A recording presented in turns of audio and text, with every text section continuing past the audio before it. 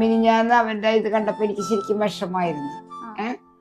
പിന്നെ ഞാന് അതിന്റെ എനിക്ക് സത്യമായിട്ട് എനിക്ക് ഭയങ്കര വിഷമമായി. അവൻ നമ്മളെ തിരുത്തി തന്ന ആളാണ്.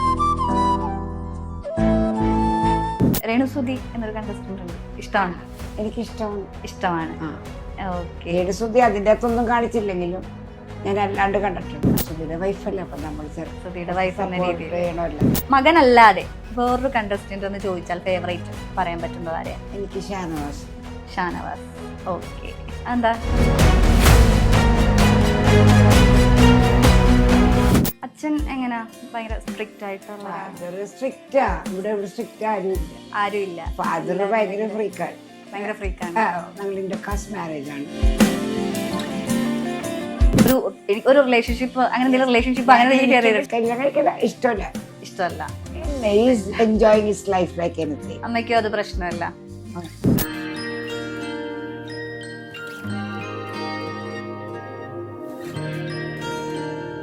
അമ്മയ്ക്ക് അറിയായിരുന്നോ അമ്മ ഇത്രത്തോളം സ്നേഹിക്കുന്നുണ്ട്? അറിയാം. അമ്മ മോനായിരുന്നോ ഒനിൽ? അതെ, രണ്ടുപേരും. അത് ഒനിലിന്റെ 15 ഇയേഴ്സിന് എളുപ്പമുള്ള ആളാണ് രണ്ടാമത്തെ. ഇവിടെ TV ഇങ്ങനെ ഓണാണ്, ബിഗ് ബോസ് 24. അവൻ ഉറങ്ങുമ്പോഴാണ് ഞാൻ ഉറങ്ങുന്നത്.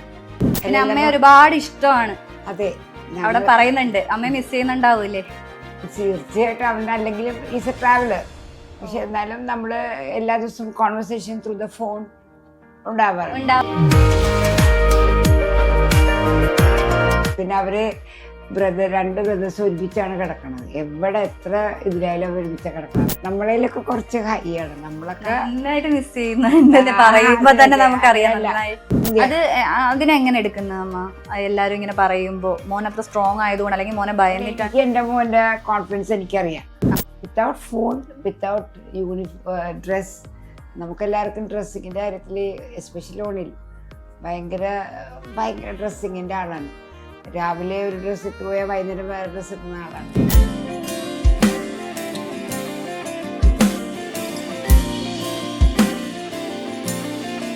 എന്ത് വന്ന ഒരു ഫ്രണ്ടിനെ പോലെ തുറന്ന് പറയാൻ പറ്റും, അതിന് അങ്ങനെ ഒരു സ്പേസ് കൊടുത്തിട്ടുണ്ടല്ലേ?